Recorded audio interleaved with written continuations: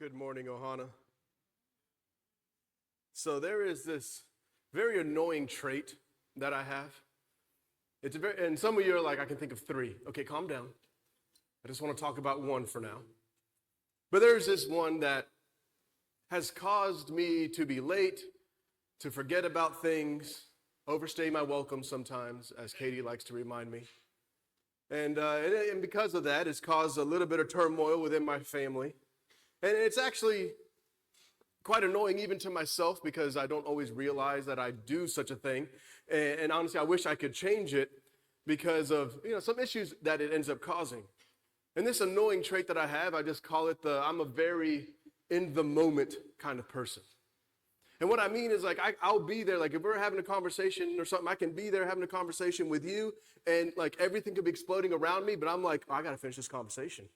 Like we're right here. If I'm in a group of people, I'm right here. If I'm watching a movie, I'm there, right? Like Katie could ask me 20 times, will you please finish the dishes? And I'll be like right there on the TV, huh? Right? Most wives are like, that's pretty much all men.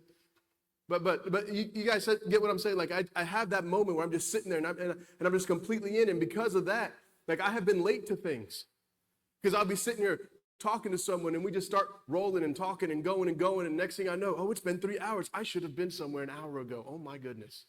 And this is something that has happened over time and time. So eventually I had to learn. It took me about a decade or so to learn such a thing. And a lot of Katie being like, would you please just stop this and like be more aware of what you're doing and be more aware of the time. And I will say, thankfully, due to smartphones, they've helped me a lot with this.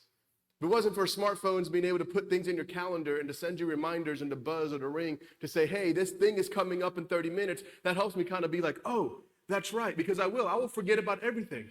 I will go into a meeting or something at 9 a.m. or whatever it is, and then I may have something at 11, and then if we're just sitting there talking, we'll just go through it, and I'll be like, oh, I got to be somewhere else. And that thing helps remind me. It goes off, and it says, hey, Efren, you have this thing coming up. You got to do something else. I mean, so because of that, even to help me stay on track just with work and church and like all the things, like I literally had to lay out in my calendar. I literally have to say, wake up, take a shower, so I know how much time, right? Like, start working on sermons, start doing this, prepare for teaching, and like I lit it so that way it's just constantly, this is what's next, this is what's next, this is what's next. Because if not, it's very easy for me, especially if I'm working on sermon stuff, to just go in and just be reading and searching, and then I'd be like, oh, I probably should have eaten lunch and I got to go to school. Like this is what's happening. And then I go and get Taco Bell and it just ruins the rest of my day. But this is why these things are very, very important for me. And this is why I need these reminders. I need the calendar. I need all these things to keep me focused and keep me on track, or else I'll forget what these things do. They snap me back to reality. When I'm stuck in this cyclone of just my own thoughts or whatever I'm doing, it brings me back and it says, hey, Efren, here's what you need to be. Here's what you need to do. And that really, really helps. And last week, we talked a lot about the Passover. And we ended on God's command to continue to tell the story of Passover. Like the Passover happened, they sacrificed the lamb. We talked about, the deeper meaning and all the great stuff that happened, not just for them, but even for us now and what that means. We talked about all that. And then God says that this is something that is meant for you to keep passing down generation after generation after generation. And this is what he says. He tells them this before they get up and leave out of Egypt. And so this is where we're going to pick up in this next part of the story. But before we continue into that, let's go ahead and pray. And then we will dig in. Dear Heavenly Father, thank you so much for today. Thank you for, as always, this opportunity, this privilege that we have to come into your house, to come together as a family, to be able to worship you through singing, to give you honor, to give you praise.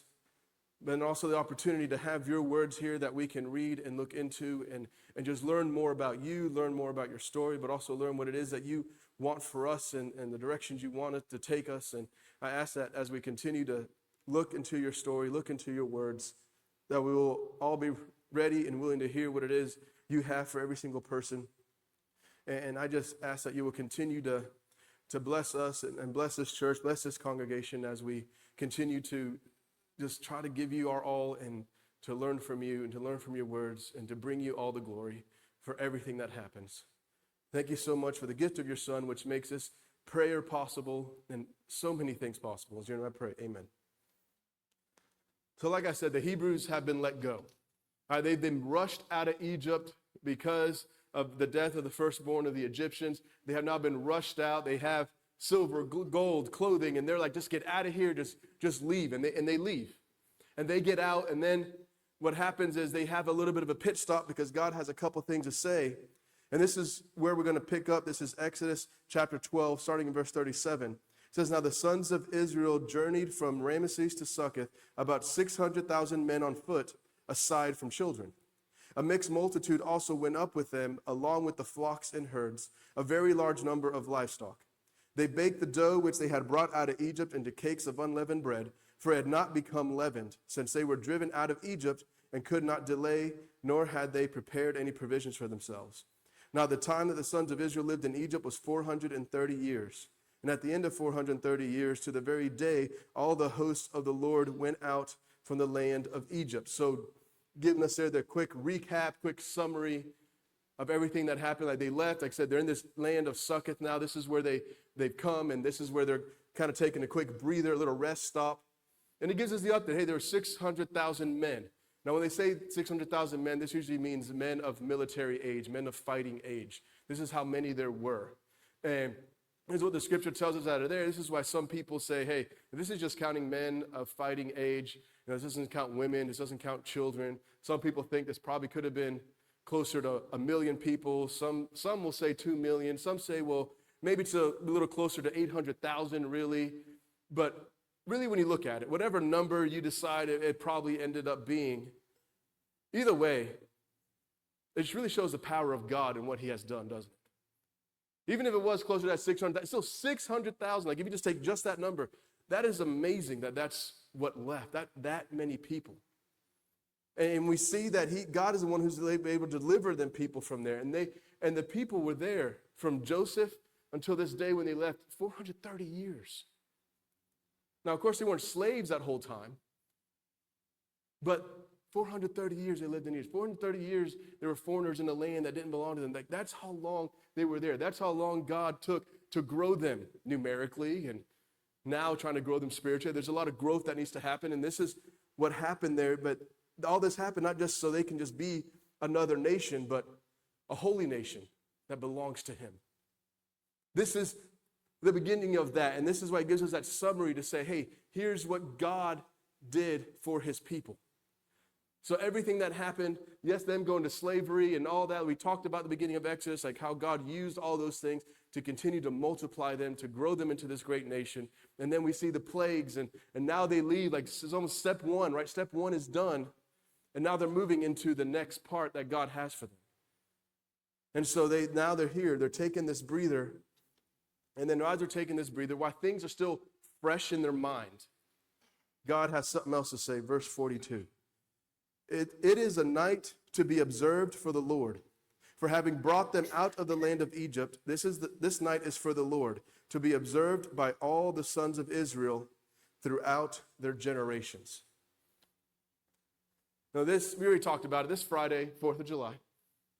This is a great day for food, for fun, blowing stuff up safely, as Gary already told you how to do.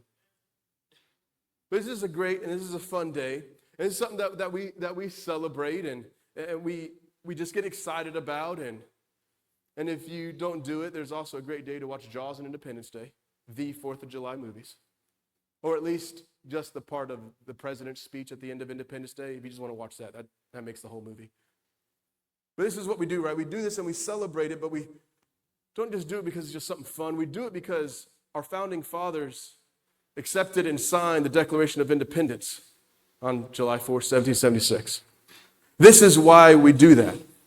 Now, this is huge because the 13 colonies at the time, like before they drafted this, they were still under British rule. They still had British laws and taxation, and even at the time, like the land that they had didn't really belong to them. It still belonged to the British, and they're like, listen, we got to be our own people, our own nation. Like we don't need the British oversight. We don't need this to happen. I mean, part of the reason why we left is so we don't have to deal with that, right? Like this is something that they're just like, we don't want them over us. We don't want their laws or anything. So they decided that we're better off being an independent country. And so what they did is they asked Thomas Jefferson, they're like, hey, start drafting a Declaration of Independence. So he did, and they looked it over, they made some revisions. And then on June 28th, 1776, they brought it to the Continental Congress. Right? They brought it to everyone and said, hey, what do you guys think? And then they're like, okay, a few more tweaks, sounds good. And then we have July 4th, when they adopted it and they signed it. And this historic day of this declaration, and it's the beginning of something new. But it doesn't come easy. See, just because they made this declaration and said, hey, we're our own country, we're independent now, it doesn't mean that they were automatically independent. The British looked at them and they're like, bunch of weirdos, whatever, you still belong to us. And because really what needs to happen for them to be a true, independent, sovereign nation, other nations need to recognize them as being independent. So this is why it wasn't until the Treaty of Alliance with France that the dominoes started to fall. This is when France signs this alliance and says, okay, yeah, we're going to recognize U.S. as independence. Then after that, the Sultan of Morocco was like, okay, well, France did it, so we'll do it too. And then after that, Spain said, okay, well, we'll do it too. Yes, you're your own nation. And so there's more and more countries. They start to say, yes. The U.S. is now their own nation. But of course, the British still said, no, they are under our control. Which is why that's why we had the American Revolution. It wasn't until 1783, under the Treaty of Paris, that ended the American Revolution. And with the end of that, that's when Great Britain finally acknowledged the United States as a sovereign and independent nation. So of course, if you do some math, you see it took quite a bit of years. It took all that time for it to actually come to be. And some people might think, well, why don't we celebrate that? Because that's when we actually got it. That's when we actually got full independence. Why don't we celebrate that day? Well, because yes, even though that was the day it was officially done, we celebrate the 4th because the signing of that document was the beginning of the United States operating as an independent nation. That declaration is what started everything else for it to become a nation. That's why we celebrate that every year. That's why we pass it on, and it got passed on through generations. Because listen, if it wasn't for that declaration being signed, we don't know where we would be at today. Maybe we would eventually got there. We don't know, but we know that was the start. We needed that first to make this happen. So in a similar way, this is where we're looking at God, and He brought independence to Israel. He brought them out of slavery so they can be God's holy nation. They are no longer under the rule of the Egyptians, but instead they are free and now independent under God alone. But of course, this doesn't come right away. There's a lot that still has to take place for them to become the nation of Israel as we know them today. There's a lot of things that need to take place. There's a lot of things that God needs to put together. He needs to give them their new laws, God's standards. There's a lot of things they need to do to actually become a nation. But this is the catalyst that started that journey, right? Passover was at that point. He had the plague, but it was at Passover that they actually were let free. It was that moment that started everything else for Israel. So God commands them to commemorate this night because it is a night that God brought them out of slavery and into freedom. That's when it started. It was at that moment. Because without God intervening, they're still slaves in Egypt. But without God, they're stuck under this king, this Pharaoh that is evil. But with God, they're no longer a slave. They're no longer under that human rule. Now they go from this evil king to this king that is merciful and full of grace and loving. And who's going to treat them justly, unlike the human king that they had. And this new king, that God is going to guide them every step of the way into the promised land. But God says all these things to happen, listen, but before we get ahead of ourselves, before we move forward in this journey, you are going to observe this night. You're going to commemorate. You're going to celebrate this night, this Passover night. Because yes, we will remember all the plagues, but it was this Passover that really did it. That it was the one where God officially freed them, delivered them out from under the hands of the Egyptian. And so this celebrating, this commemorating, this observing, whatever way you want to look at it, it serves as a way for them to mark and to commemorate and to remember significant moments. And this is the same reason why we celebrate. The same reason why we celebrate different things, birthdays, different holidays, different moments that we go in. We all even have certain moments that are important to us that we'll go back and we'll say, hey, this is the day that this happened. This is the day that my life changed. We commemorate all these different things. And God even tells us to continue to remember. One of them we do every week, communion, right? Do this in remembrance of me. We do that every single week to remember what Christ has done because of the importance of that event. So we continue to bring that back to mind. And so this is why God does command remembrance and observance and celebration, because it is through celebration that we remember all that God has done for us. Taking a time, setting time apart to say, I'm going to celebrate this. I'm going to celebrate what God has done. Reminds us of those things. Because let's be honest, it's very, very easy for us to forget the amazing things God has done for us in the past, isn't it? It's easy for us. We're human. It's easy for us to forget, but God says, no, if you do these things, it'll keep recalling everything back. And then as we continue what God has to say here, not only does he give this command that you must celebrate, and I want you to do this, but he also states that the celebration isn't to be celebrated by just anyone. Verse 43, the Lord said to Moses and Aaron, this is the ordinance of the Passover. No foreigner is to eat of it, but every man's slave purchased with money after you have circumcised him, then he may eat of it. A sojourner or hired servant shall not eat of it. It is to be eaten in a single house. You are not to bring forth any of the flesh outside of the house, nor are you to break any bone of it. All of the congregation of Israel are to celebrate this. But if a stranger sojourns with you and celebrates the Passover to the Lord, let all his males be circumcised, and then let him come near to celebrate it. And he shall be like a native in the land, but no uncircumcised person may eat of it. The same law shall apply to the native as to the stranger who sojourns with you. Then all the sons of Israel did so. They did just as the Lord had commanded Moses and Aaron. And on that same, got ahead of myself.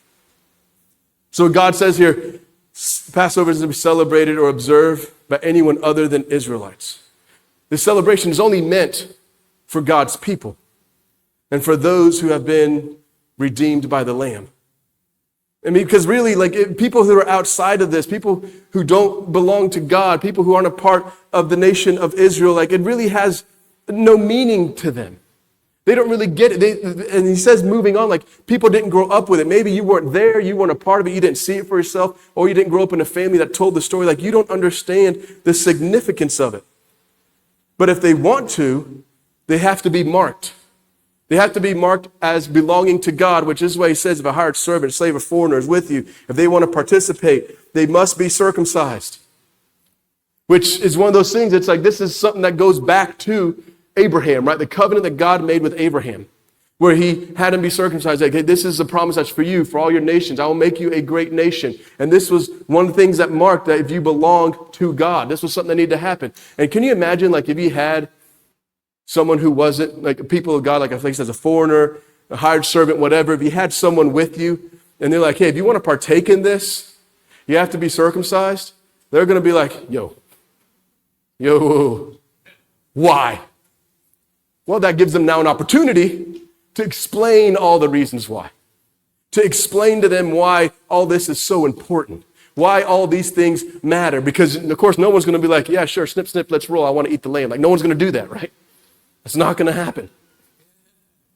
But they have to explain. They're going to have to come in and say, here's why. Here's the importance. Here's what needs to happen. And this is something that is very important because if you don't get it, you don't get it. You have to belong to God to get it. I mean, Paul even talks about this. 1 Corinthians chapter 2, when he's talking about the things of Christ and the things of the church and why as Christians we do certain things in a certain way. Listen to what he says starting verse 12. Now we have received not the spirit of the world, but the Spirit who is from God, so that we may know the things freely given to us by God, which things we also speak, not in words taught by human wisdom, but those taught by the Spirit, combining spiritual thoughts with spiritual words. But a natural man does not accept the things of the Spirit of God, but they are foolishness to him. And he cannot understand them because they are spiritually appraised. But he who is spiritually appraises all things, yet he himself is appraised by no one. For who has known the mind of the Lord that he will instruct him? But we have the mind of Christ. See, Paul's getting the same thing that God is getting at with the Passover. And like we talked about last week, there's so much bigger implications to what happened other than just being freed from Egypt. Like, yes, that was huge. That was great for them. But even for us today, there's bigger implications, right? And all these things will be further revealed. All these things point back to Israel's journey. But again, it's like, man, if you don't belong to God, you just won't get it. It will seem like foolishness to people. And this is why he says, like, this is something that is only for my people, because they're the only ones who are going to truly appreciate and know and take it seriously and be reverent about it, because you have to belong to God. Listen, there are just certain things that will never make sense for us to a non-believer. Some things will never make sense. I mean, even the simple thing as making a commitment to come every single Sunday to service, to sing some songs, to hear a guy talk, read out of a book, right? Like, why would you commit to such a thing, man? Sunday's part of the weekend. You could get things done. You could go out places. Like, it just, something as simple as that. It's like, you just don't get why. Because you don't have Christ. And it's the same thing with the Passover. They just won't get it. They will not get it. I mean, I even think for me, right? Like, people, because I grew up just being a nerdy jock. That's just the way I can best put it. You know, I played baseball, football, basketball, like a little bit of soccer. Like, I played sports. I love sports, but I also loved, obviously, my comic books and Star Wars and video games. Like, I was just, and growing up, you know, through the 90s and early 2000s, you know, going to school, I was made fun of from both sides. Like, why are you hanging out with the nerds? And then, of course, the nerds are like, why are you hanging out with the jocks? I'm like, because I like all the things, okay? Leave me alone. I like them all. Why can't you guys just get over yourselves and can we all hang out together, because that will help my schedule? It's not that hard. So I was always bouncing back and forth, right? So I always had this different thing. So one thing that would always come up is Super Bowl Sunday. Because, of course, for me, I'm like, Super Bowl Sunday, this is great. We grew up celebrating, if you will, Super Bowl Sunday, and we loved it. I mean, really, Falcons fan, they've been to Super Bowl twice and choked, so. Most Super Bowls, I have nothing really to cheer for other than I hate this team the least. But the best thing that I like is just hanging out with friends and family, eating delicious foods, yelling at the TV. That's just fun. The ref is blind. Ref, are you stupid? What kind of a play is that, right? Like, it's just fun. And it's kind of, you know, for nerds, like, it's kind of like playing couch co-op in a fighter game. Like, I want to yell at you right next to me. Like I love having someone next to me also yelling or yelling at me. It's just fun, and I grew up with that, and I love it. But of course, I understand those who sports ball is stupid, and they don't like it, and they're like, I don't understand what the big deal is. Like, this is so dumb. Why would you get excited about a stupid game where people just throwing balls around? Okay, I understand. You didn't grow up with it. You don't like sports. Didn't make sense to you. I completely understand. And see, and that's the same thing with God. Like, there's just so many things. There's so many things that you have to belong to Him to understand. You just have to. You have to be that person that just says that, yeah, God, I'm completely surrendering to you, to understand different convictions, to understand why God would call you to different things. Like, for instance, I had an old youth leader that had an amazing job, just got a promotion, great job, kind of family set for life kind of job. But before he even got that promotion, he was like, I think God's calling me to something else. So he gives that up to become a worship minister. And people are like, really? You're giving away hundreds of thousands of dollars to go work for the church? That is stupid. Are you stupid? But these are people who don't get it.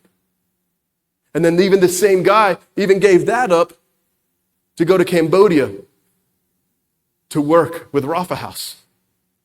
And people, why would you do that? You had a great thing with the church. What? You don't get it. You don't get what it's like to belong to God and then God say, man, this is where I'm taking you next. and the fulfillment and the purpose. And it's just like, this is just having that feeling of knowing this is exactly where God wants me to be, man. You'll just never get that because you don't belong to him.